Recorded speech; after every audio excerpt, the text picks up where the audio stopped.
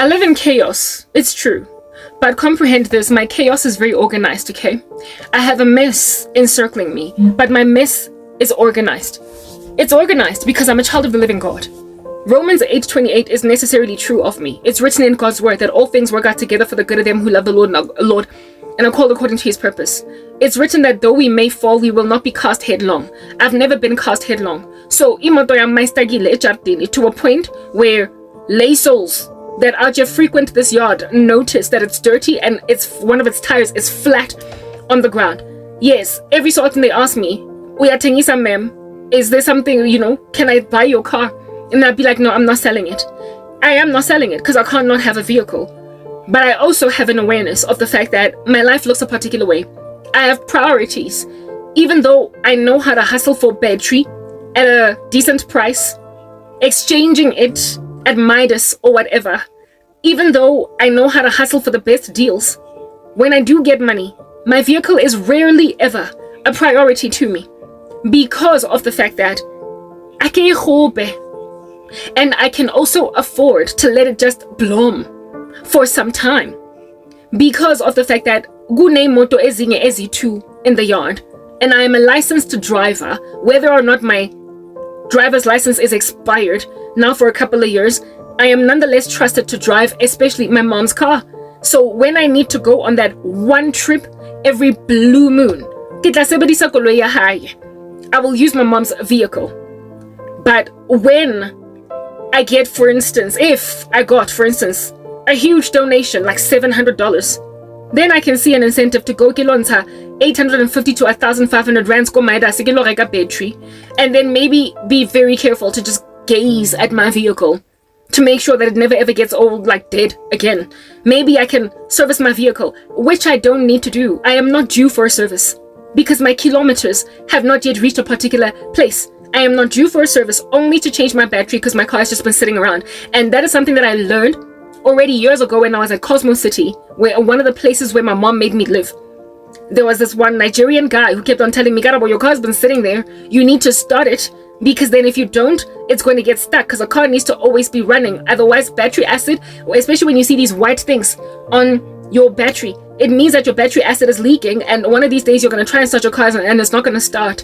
I didn't believe him all too much because I thought he was just trying to holla because he was one of the people that tried to pounce on me like a beast. But then when I moved to Naturina, his little prophecy came to pass, where it is that I let my car just chill and lo and behold, it got stuck. I was like, oh, look at that. He was right. I thought he was just trying to holla. I thought he was trying to make himself relevant. I thought he was trying to make himself important.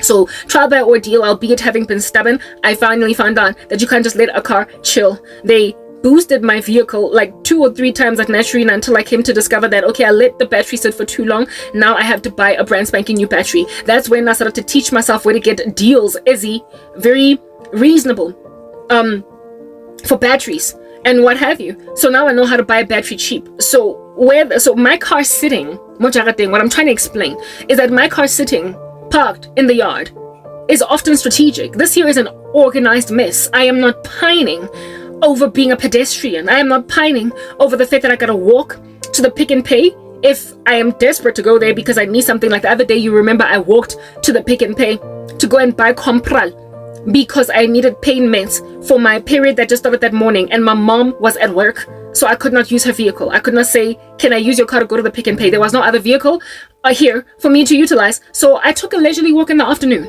It was nothing much. In my neighborhood, I went to the Checkers. It wasn't a Pick and Pay. I went to the Checkers and then I came back. Didn't have a problem. I saw it as a walk. I even recorded it with a sun hat, wearing it, and I made a couple of jokes. I sang a whole bunch. I made it a fun walk type establishment thing, but I was not bummed by the fact that I couldn't get in my car and rather drive to the Checkers because, oh my goodness, but like, why is my car even stuck? I am going through hell on earth. I'm suffering. We understand it, but I have comprehension that God Almighty is the one that has put me in this position and that he will take me out of it in due season when it is opportune for him. And so everything for me is falling in pleasant places because I am content in Christ. I don't lament beef qualm about things that I seasonally don't have. For instance, my driver's license is expired literally a million years. I think my driver's license, I've been in this sorrow for about I've been in the sorrow for 10 years. This year is going to be 11. My driver's license expired perhaps a year and a half to 2 years into my sorrow. A South African driver's license expires after 5 years. My driver's license expired 7 years ago, 7 to 7.5 years ago. So if a police officer, Metro Police, JMPD, were to just stop me while I'm driving, he would have a field day with the fact that my driver's license has expired all of these years. But I have never ever had an encounter with the police whenever I'm driving out there because, like I said, the lines have fallen for me in pleasant places. God knows that it is not me being a disobedient citizen of South Africa that refuses to renew her driver's license and part ways with a couple of dough, a couple of rands, mashankuranyana, to go and renew a driver's license. It is my circumstances. So the Metro Police always just let me go. Or I duck them. Ke ba torcha ke sna ditekete. Ke ba torcha ke sa tawa. Some of y'all be ducking them like pula, like ivosho. You are bakutsa. Because nitagi. Or because ninamategete. Or because of ABCD, etc. Me, I duck them because my driver's license is expired. Like years. It's not just some mild infraction where 4 months down the line you find out, ooh, it's expired. Seeing as you renew it every 5 years, you can see how a person can overlook an expired driver's license 4-5 months into its expiration, but 7.5 years? I mean, that's just a negligent lady, right? So, but however, I have never had to deal with the police in that regard. So I barely drive out precisely because of such logistics as those. And then there is the license disc. That's the first thing they look at. My license discs in this country, that the license disc, for those of you who don't understand, who are not from South Africa, then again, if you've been listening to me throughout this thing, you're probably only South African because there was a part where I was speaking in my languages, so I threw that away. But anyway, whatever, a license disc is this thing that actually identifies your vehicle, puts your VIN number and everything on it, and it is renewable year by year. It is annual, the renewal of a license disc. So unlike a driver's license, it does not carry you for 5 years. That one is a good 10 years old in how expired it is. Basically, as soon as it expired after losing my job, I was never able to renew it again because I've never had luxurious money to just throw around at renewing license discs when my car is not going anywhere, or even renewing driver's licenses when my vehicle is not going anywhere. I have got years worth of an expired license disc to pay the licensing department and years worth of compounded interest on renewing a driver's license. But with a driver's license, I don't believe they compound interest because some people move countries. And so because they move countries, their licenses are still valid insofar as when they come back, they renew them, they're good. So you don't have to pay extra fees. But with a license disc, I do believe that when you are delayed, when you are late, when you don't renew it on time, you can pay a hefty sum. And if you move the country, you have to sort of kind of let the licensing department know that I'm moving the country, please don't penalize me for it, or I'm selling the car, whatever. Look, I've got debts on that car, license disc and driver's license, and so I'm not necessarily jumping up and down on the spot on trampoline queenly trying to roll down my windows with amazazangaga on Hendrik Potgitter to impress people with the fact that I got a car that moves. I would much rather not drive my car. And if I am driving out my mom's car, at least the license disc is fine, and the only issue that I'm dealing with here is my driver's license, the driver's license of which, when the police stop me, the JMPD, I can always say, ooh, I forgot it in my wallet, and then produce it at a later stage after renewing it, so that I don't get given grief for driving with an unlicensed, with like a problem. They can't arrest you, but you have to present it at some point. They might give you a ticket, I don't know, but license disc is something that's always just going to get you given so much grief if you don't have that going down.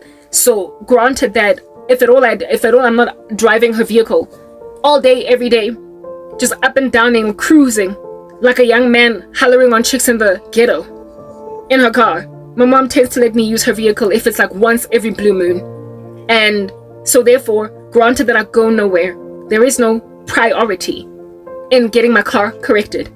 And also, I'm not confused as to what's wrong with my car. I'm not a damsel in distress out here biting my fingernails, asking a guy, ooh, what's wrong? Oh, I would love to know. My car is so not moving and I'm shaking. I know what's wrong with my car. Do not downsize me to some struggling little fluff ball of a woman. I am, with fortitude, I am with fortitude and I'm suffering. And because of suffering, I've had to teach myself how to do without certain things and how to correct certain things when now they're due for correction. I have worked like an assembly line that makes a car, one part at a time. That's how I take my struggle, one day at a time. And priority of needs is based on that one day at a time principle. When I get money, I focus on maintaining my skincare so I don't break out into acne, seeing as you keep on pouring isikheto on me. When I get money, I focus on purchasing my drinks so that I can have an anti-inflammatory drink coming into my body so as to eradicate health problems, seeing as I don't have medical aid and I can't see private doctors at my leisure. So I try not to get sick. So I keep my health in check. When I've got money, I purchase ingredients to spritz and experiment on my hair so I can grow my mane, because that's what I can take care of for now. When I get money, I invest in things like buying a cuff for my nose at Lovisa, because I am a talking head YouTube channel and appearances totally matter. So I glorify myself. Every so often I will buy a piercing. Recently, I have not gone out because my mom, December, she went on holiday and now she's back and she's been using her vehicle.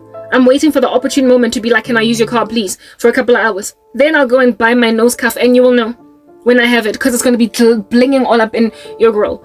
Recently I bought an application that adds the kind of this makeup that you're looking at right now, because I'm a talking head video. I invest in things that this organized chaos of mine needs in order for me to get out of it. Right now my car is not one of those things.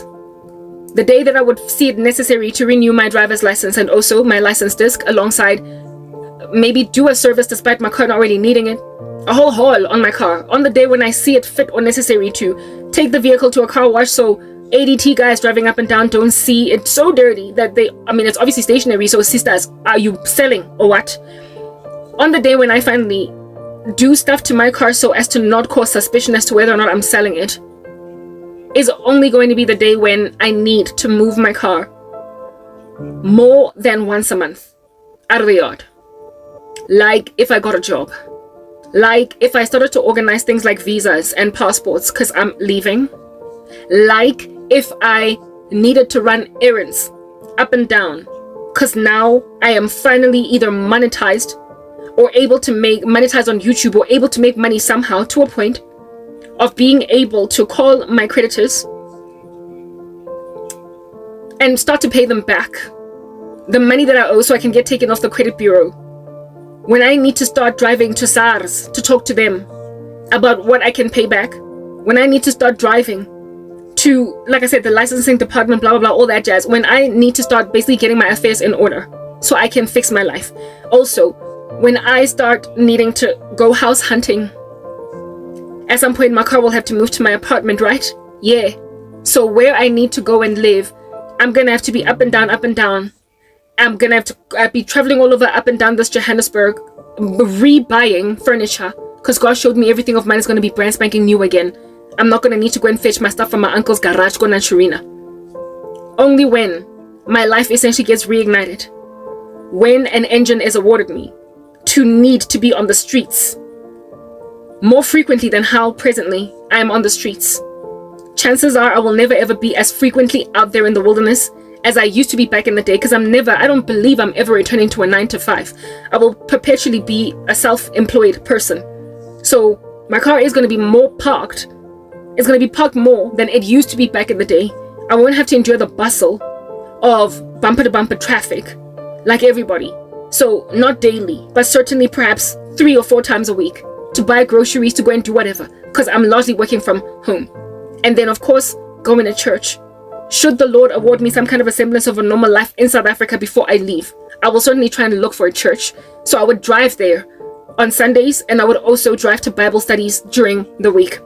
That is still not as frequently as I used to travel back in the day, but that would be necessary for me then on that day to address the matters of my vehicle, because now I'm gonna need to travel all over the show with it. Presently I don't.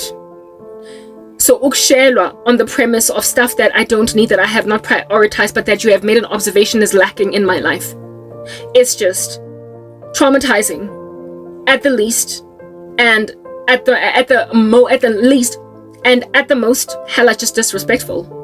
It's traumatizing and disrespectful to bewitch me because you notice my car's going nowhere. You notice I'm unemployed. You notice, listen, my life is an organized chaos. It's an organized mess.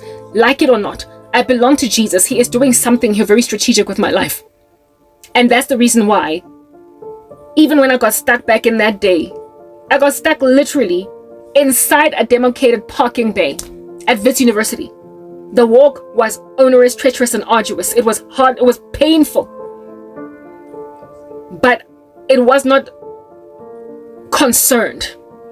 It was not a worried walk, because my car was not hazarding on the side of the road somewhere in some yellow lane. It was neatly parked in the student parking, with me having a parking permit at my university. That's just how strategically God has put stuff in place for me. The lines literally have fallen for me in pleasant places. Nothing has ever been out of whack, no hair out of place. So do not look at my vehicle neatly parked inside a parking bay demarcated at Wits or on my mom's property and think I'm a damsel in distress. You are just disrespectful. You are way in over your head. You are making assumptions, conclusions. You are gathering insights where there are none to be gathered. I am perfectly safe. So too is my vehicle, perfectly safe. If anything, it is so safe that if somebody were to rock up here on the yard and decide to hijack, steal, take a car while we sleep in the night, a thief of sorts, my car will definitely be the one that is still here, mojarateng, hanging out. That's how safe my car is, because it doesn't move. It's even unstealable. No one can steal from, they can perhaps steal from inside my car, but there's nothing of great value in there other than a carpet that I've rolled up in there and kept it because there's no space for it in here. There is nothing of great value. So basically my mom and my older sister stand to lose their cars from some thief out just stealing cars from a property, from a complex. But mine is safe because it's immobile. So it's super protected. Why, oh why, under heaven therefore, anyone would gaze upon my stuck car, my stationary vehicle that is safer than even my mom's and my sister's in the climate of a robbery, a theft? Why, oh why, under heaven, would you want to use that as a reason to rock up and save the day? I don't need my car to be moving every single day. So the observation of it being stuck is not your A game. It's not your game plan. It's not a strategy. It's not a blueprint. It's not a feasible argument to present. It's a fallible argument instead. It's fallen and it's exploitative. However, it is hollow and it is naught. And it is also ash. Seeing as I'm going to consider you dastardly and disrespectful to think that my safe vehicle parked under a carport at the property where I reside is the reason why I'm in danger?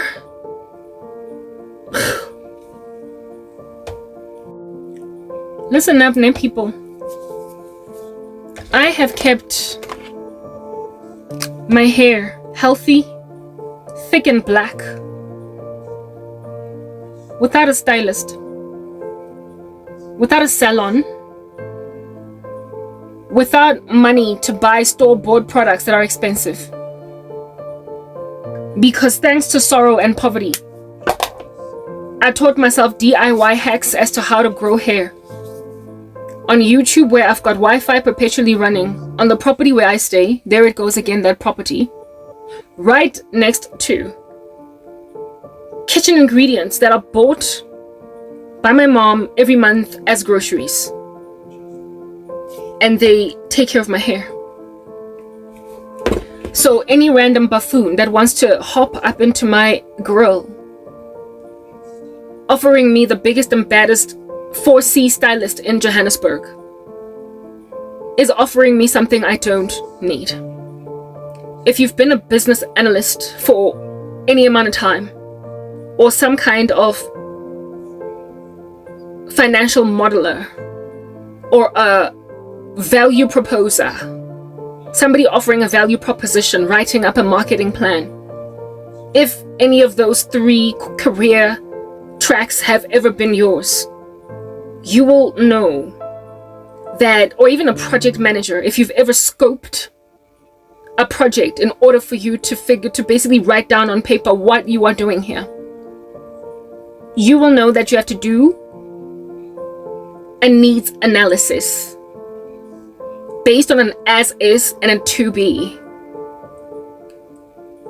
And whatever it is that you gather here will then be the scope, body of the document, or your individual bullet points in your requirements, definition, specification, or the little paragraph as to what you're proposing in your marketing plan as a value proposition, or whatever might be your calculations to get a positive net present value in your financial model. You will know that you need an as is and a to be speculation based on a needs analysis. Absent of you having these 3 things in tune, you are just gathering dust, hollow note and ash, collecting things from orifices in your body that are not going to yield any fruit at all. You are vacuous and vapid. You are throwing money into sunken costs. You are embarking on a project that is a non-project. It is frankly a needless assignment that is nonetheless done because you are maverick in your ways about operating. You are ad hoc. You are visceral, but not truly tangible. And so for those reasons, you're just wasting company resources. You do know that, right? So please, like I implore you, seeing as we're working on a limited budget here, which my life is, right? The limited budget of which is not so much material as it is spiritual. My budget is restricted because I can't just splurge on carnal things. I can't just embark on sins. I can't just pleasure my flesh. I can't just be flown all over the world with some satanic buffoon that is married with children back at in Johannesburg, but look at me be in Paris. There are restrictions within which I'm operating. Just like within project management, you've got a quality in trying to create your scope, right? Your scope has to be within a certain cost, quality, and timeline. That triangle, yeah. Well, my triangle is just a whole bunch of whatever is godly. There are parameters within which I operate. Do you understand? And so this here is my cost, my quality, and my budget. My cost, my quality, my budget, and my time. So make that a square instead of a triangle. Given that there are restrictions, a linear regression of constraints set within which it would be feasibly considered as fulfilling my needs for anybody to rock up and now have the back of those particular needs. Anyone that comes outside of cost, outside of time, outside of quality, and outside of what is it? I made mention of cost, quality, time, and budget. Cost is budget. That's why it stays a triangle. Yeah, that's what's good. Anybody that excels those is just like maverick. You're just spending when there's no budget for it. You are visceral instead of tangible. You are anecdotal as opposed to truly factual. We cannot run with you. Do you understand? I cannot run with you. The other day, I used the example using hygiene factors and satisfiers. I will not do that again. Because I keep repeating myself, because your spells are exactly the same. It's about a needs analysis, not so much a wants analysis. Perhaps that's the issue. People here in these streets are having difficulty grasping the differentiation between needs and wants. Wants are nice to haves, okay? But needs are impossible to survive without. People are actually disregarding my needs, but they are trying to appeal to my wants. I do want to splurge on a shopping spree. Goodness, who doesn't? What woman doesn't? Somebody give me a nail manicure with tips. Give me acrylic. I need it. I need it so I can feel like I'm a woman again, like Shania Twain. But I mean, I just want it. It is not a need. It's not a need. I want Body Shop body butter. I want Chanel Allure perfume. I want big, fat, chunky, like Gucci shades. I want to have a store closed and for me to just shop all day. Do you understand what I'm saying? With people being turned away because Karabo has arrived, it would be great for me to experience such pleasures on earth. But do I need all that? No. I've got panties on my buttock. I've got a top covering my nakedness. I have got health all around to a point where I'm not sitting here in front of you sick, vomiting out blood. I've got shelter. I've got water. I've got food. And I've got ministry. For man does not live by bread alone, but by the word that proceeds from the mouth of God. I have what I need, lacking much of what I want, but encircled by disrespectful psychopaths that are trying to appeal to what I want. I want my car to move, but I don't need it to move. However, I need my ministry to keep going, but I've got a whole bunch of crazy men trying to fix my car in exchange for me abandoning ministry, God altogether, just excelling my little triangle of quality, time, cost. You are literally excelling that which is my godliness. You are trying to make me walk away from the breath of life himself. Jesus breathed into man and he became a living soul. And you want me to abandon him so we can just sit around and feel like gathering dust, holding hands, smooching a whole bunch while I neglect my call in Christ. Just priorities, okay? Like people have lost sight of priorities. I need toiletries, but I don't need designer perfume. Only roll-on and spray deodorant. I need toiletries, but I don't need a full bag of makeup. Only an application that can apply it since I do talking head videos. I invested recently in an application that puts makeup on my face. That cost me 300 bucks per annum. That is 26 Rand a month. That app saves me the effort, the energy of having to stand in front of a mirror for hours, minutes maybe, on a good day, applying all different kinds of palettes of makeup on my face that I have to replace every couple of weeks because of bacteria, the risk of which is also lofty. I could get red eye, pink eye without medical aid because of makeup. I could also break out into acne because of buying cheap makeup that's not non-comedogenic, given that I've got acne-prone skin. But with toiletries, basic needs covered. I've got my vitamin C, and even then it's super cheap. It comes in a combination of kojic acid and vitamin C, a product called Omnigold.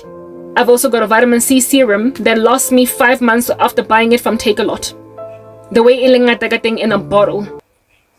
I have got a kojic acid toner that makes sure that my dark spots keep on fading and my skin pops and glows. And it's a small bottle, but it lasts about 3 to 4 months. I have got a hyaluronic acid tub that lasts me 2 months because of how sparing I am with it, despite using it twice a day. That's my morning routine. In the evening, there is a retinol that I share with my mom, L'Oreal, that lasts when I'm using it by myself, since my mom is lazy, to wash her face in the night, in the evening. It can last me 3 months. I have got basically what I need, even if I'm not able to replenish my toiletries every single month. By the time I need to replenish them, I'm set. Even if I don't need to replenish my toiletries monthly, by the time I replenish them, I'm set. Do you understand what I'm saying?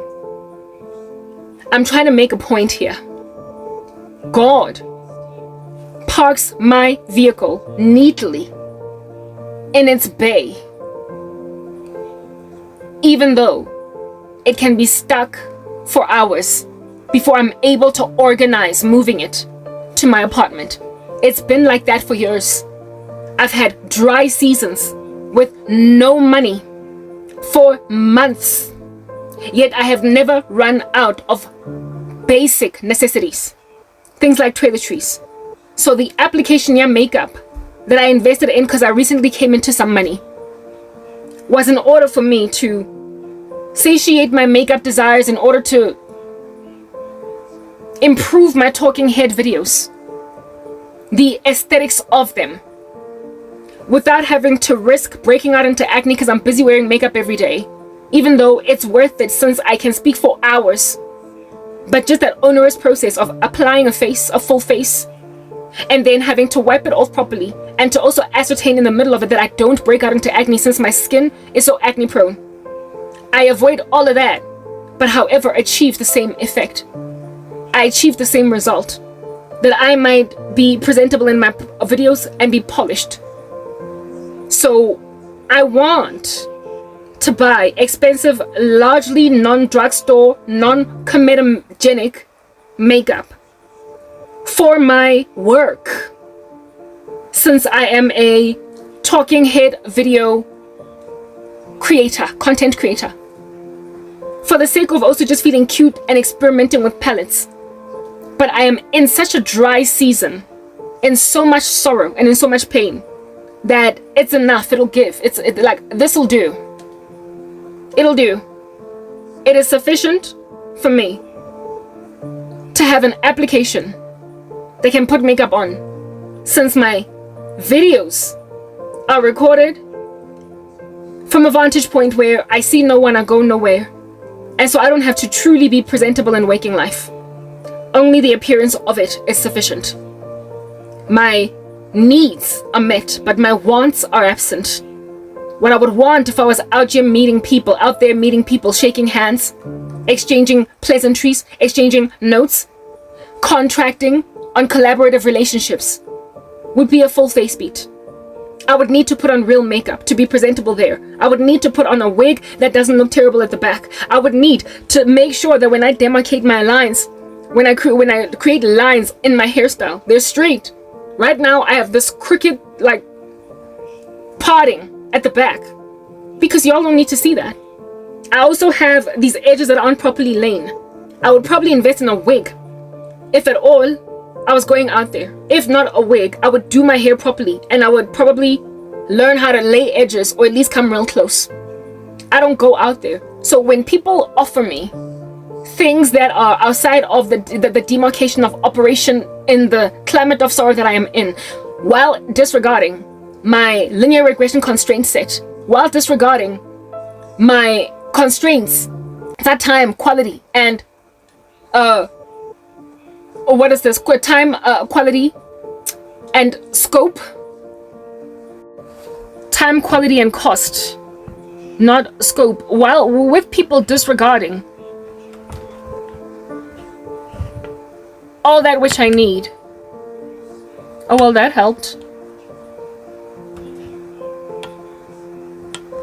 My phone, this application, it did something and shrunk up the screen, and it took up less energy. So my what do you call this thing? My phone, it stopped overheating.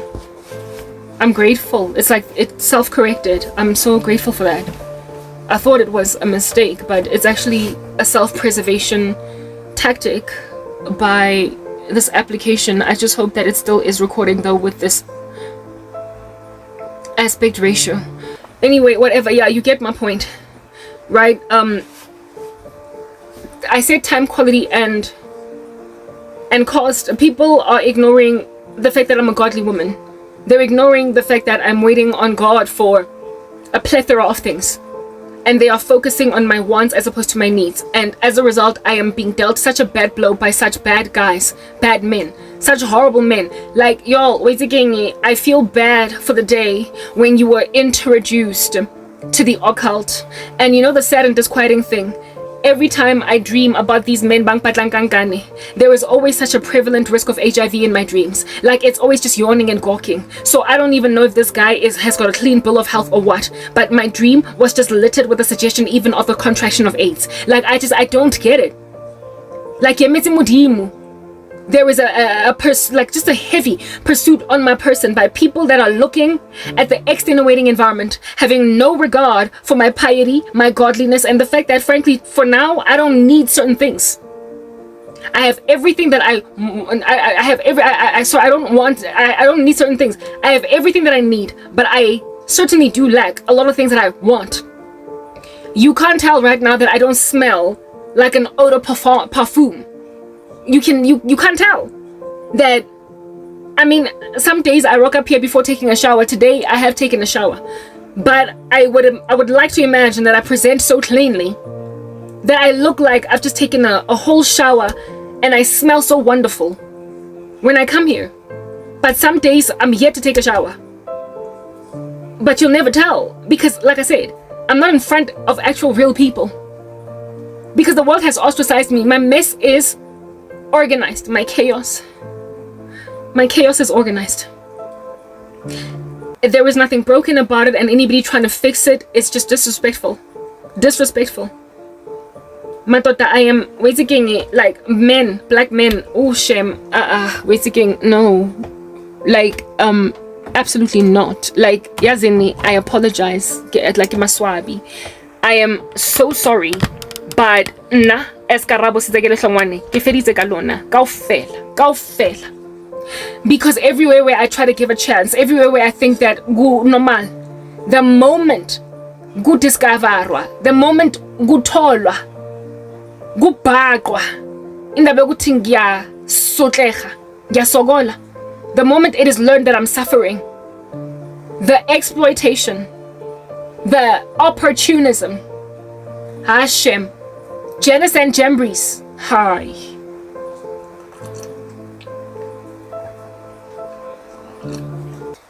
Second Timothy 3. Men who stealthily worm their way into the lives of weak-willed women. The whole day I've been bereft at this rape dream. And a lemoto oba munsitseng. Lenja lena angifunle ejartini kodwa angazi, I don't even know how to get my mom to cancel the contract with him and hire someone else. I get tsebe hore ke etse mme wa ka jwang hore a thole motho mo. What can be my argument? Perhaps it could be the fact that the project that she's embarking on is not largely carpentry but tiling. It's not largely carpentry but painting. So you don't really need a carpenter. Just a painter or a tiler who can install a cupboard too. That's not very complex. I don't know how to convince her, but I never want to see this guy again. And if I have to see him, I'm gonna avoid him. I'm going to avoid even him asking me about my car, cause it is that made him feeling gatti. Seeing as this is the last opportunity to come and see us Mojaradeng, he is going to try one last time before we don't see him again for another 4 years. I don't even know what to do to myself. Precisely because a lot of times, because of witchcraft, the women that you are trying to shella are just inaccessible. They are a tall order. They are out of reach. They are far out of your scope.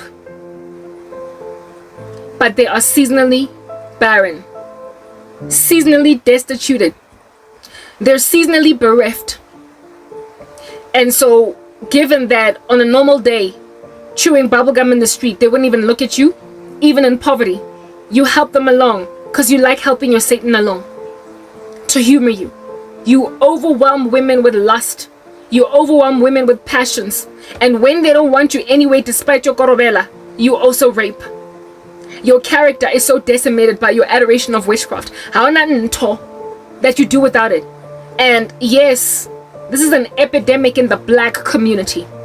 It's a black man's disease, this witchcraft to get anything they want. Black men, you are on earth those conglomerate of souls that despise your women, speak of them in your music like they ain't jack. Barely ever do you sing romantic music about your women in a way that is honoring of them. Yes, every so often we have a John Legend singing all of you I for his wife. But largely, you are crass, you are rude, you call us the B word, the S word, you want us butt naked in your music videos, you want us downsized, you depict us as angry black women, and then you hoard us even when we want to leave, to a point where you then cause the fulfillment of the stereotype, angry black woman, because why wouldn't she be angry when you are hoarding her? And also when you lack love in spite of hoarding her. You're holding on to her, but you don't want to love her. And so you produce very bitter broads and then go on right ahead to replace us with younger women once we're too upset to stay in the room. You leave us stranded and mistreated.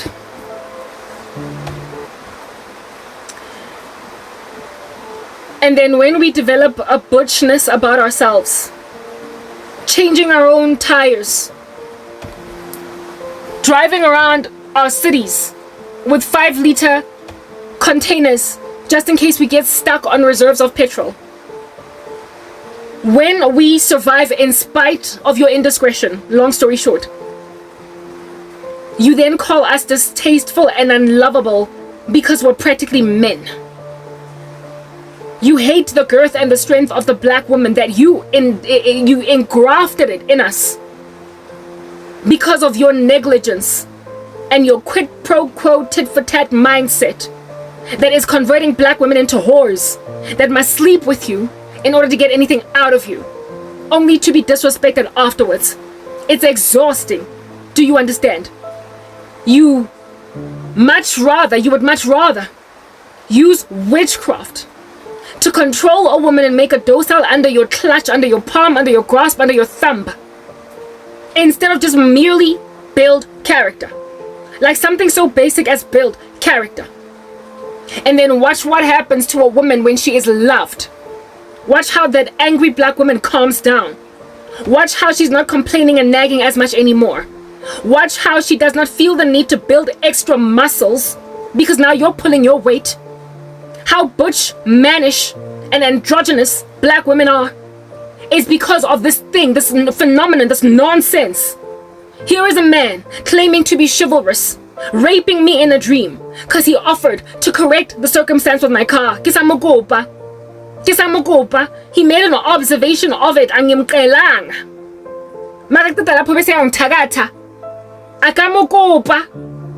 And then he bewitches me after incorrectly jotting down requirements on a business, on an RDS, on a requirements definition specification. He wrote, like he created a needs analysis based on observation without inquiring with the key stakeholder, without interviewing stakeholders. He created his own, literally he was just rogue. And he created a business requirements definition, an RDS or a BRS or a financial model based on his speculation, uninspired by any other information, uninspired by the inputs coming from any other stakeholder in the business, the key stakeholder of which, the project owner of which, was never confronted, was never consulted. You merely wanted to pull it. You know what this guy's like? It's like your boss. It's like seeing your boss as you are parking, like getting out of her car or his car, carrying heavy stuff to take it into the office, laptop and some files and some other things. And because it's your boss and you're going to the same place, you then decide to pull in a favor for this boss of yours and say, hey boss, let me carry some of this stuff for you. and then you walk to the office together and drop off the boss's everything that was heavy, including the birthday cake that she or he brought to the office on the desk, the boss would feel a sense of gratitude. However, absent of you offering that help, they would not have missed it. They would not have imagined you insubordinating of them, or they would not have also thought of you as not pulling your weight or not going the extra mile because it's outside of your job. When then after, this boss of yours that could do without that help, but that was grateful that you offered it, it's just sitting one day out here typing up some document at her desk or his desk. You then dump, like a thick document that gargantuan, having also organized developers, business analysts, testers, quality assurers. Like, if it is a business resource, they're project managers. You've literally gone on right ahead to hook up an entire war room. You have scoped an entire project and written requirements, definitions, specifications, conceptual solution designs. You have hired people from IT, from IS, and they are ready to start running. At your prerogative, you have done this under this boss of yours, and then you drop a word engaga on their desk, basically detailing the plans of this project that is going to cost this much over this many years.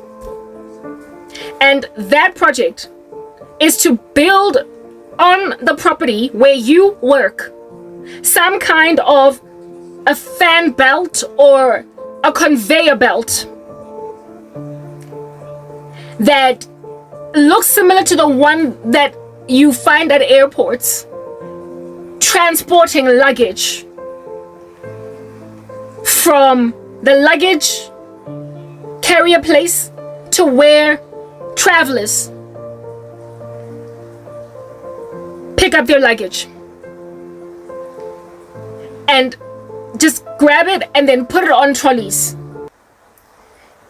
But instead of it being at the airport, it's from the parking lot right to the desk where your boss chills, so that when he or she comes to work carrying a heavy load of luggage, instead of having to do multiple trips to and from the car, or even one trip carrying too much, she can just, or he can just put these things of his, this extra stuff that he's got carrying on himself or herself, just put them on this like conveyor belt and travel them to the office, press a button, and they'll take this particular luggage to just where the boss sits, in the spirit of making the boss's life convenient.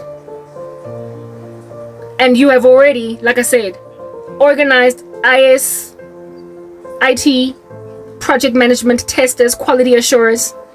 You've already written a scope document, war room. You have ordered, you've like proper boardrooms are booked, everything. Like, you've got a project plan. You have taken, you have a purchase order from procurement under your boss's cost center for that project, with a positive net present value that you calculated based on needs that the company, listen to this, especially your boss, doesn't need.